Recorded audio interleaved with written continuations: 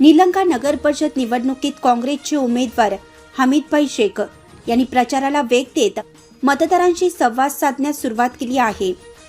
लातूर जिल्हा काँग्रेस कमिटीचे जिल्हा अध्यक्ष अभय साळुंखे यांनी वॉर्ड क्रमांक 3 मध्ये काँग्रेसच्या प्रचार मोहिमेची औपचारिक सुरुवात करून कार्यकर्त्यांना एकजुटीने काम करण्याचं आवाहन केलं।